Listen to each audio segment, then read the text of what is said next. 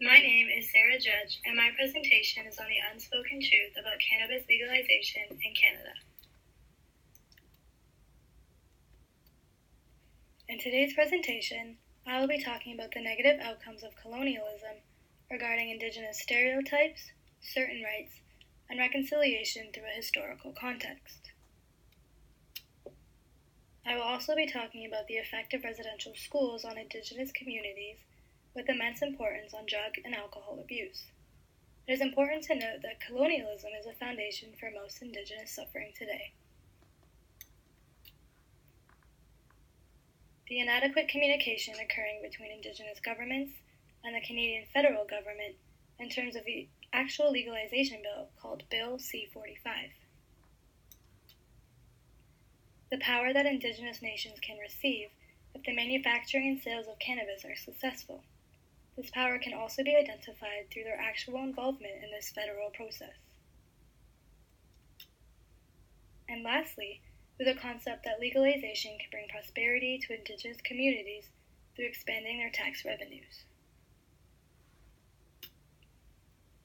To begin, when the European settlers wanted to make their economy thrive, they created treaties with the First Nation peoples in order to gain a vast amount of natural resources quickly. By doing so, they completely took over Indigenous rights, traditions, and lands in a violent and very inhumane way. The Canadian government also completely took over Indigenous legal power, leaving them with no voice, as well as forcing them to become inferior on their own lands. They did this through genocidal acts, which are further explained on the next slide. Next, we will look at the historical context of colonialism through the horrific trauma of residential schooling. The institution of residential schools was put in place by the Canadian government through the creation of the Indian Act in 1876. In short, residential schools separated children from their families and placed them into horrifying environments where their culture and identity were completely erased. Students were harassed, beat up, spit on, and in extreme circumstances, raped and killed. Many survivors of the residential schools began to rely heavily on drugs and alcohol. They became violent due to their inability to cope with the trauma. Today, many Indigenous communities struggle with these negative outcomes of residential schooling.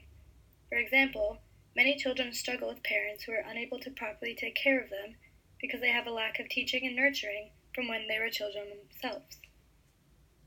Therefore, legalizing marijuana can serve as a therapeutic property that can help diminish addiction and residential school trauma.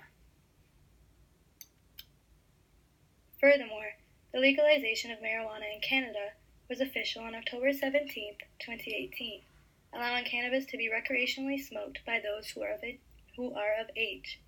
However, First Nations as a whole are not allowed to pass any legal enforcement regulations unless they align with federal, provincial, and territorial frameworks. Therefore, First Nations communities are not allowed to create their own regulations concerning cannabis through their own Indigenous governments. Also, it is still unclear if Bill C-45 is part of Section 35 of the Constitution Act of 1982, which recognizes Aboriginal and treaty rights. In addition, a major legal issue concerning Bill C-45 is the fact that Indigenous peoples fear that they won't be equally included. It is important to note that Aboriginal peoples do have the right to self-determination, therefore, they should have the right to regulate cannabis within their own legal governments. However, there is still a huge lack of communication between Indigenous peoples and the federal state, which brings up the fear of being backstabbed again. In the past, the government had promised one thing through treaties and ended up completely backstabbing the Aboriginal nations, leaving them to suffer on their own. Therefore, Aboriginal communities have a desire to incorporate their own Indigenous governments into Bill C-45 in order to create taxes and revenue for their communities. On a more positive note, Indigenous communities are finally getting the opportunity to participate in a federally regulated industry. This gives them a platform to have their opinions about legalization heard. Also, it has been recorded that Health Canada has given out 7 legal licenses to Indigenous cannabis producers as of October 3rd, 2018, proving Indigenous inclusion with the Canadian state. And lastly, through the Cannabis Act of 2018, self-determination can be strengthened. Indigenous communities can have a small say on what actually happens to their traditional land.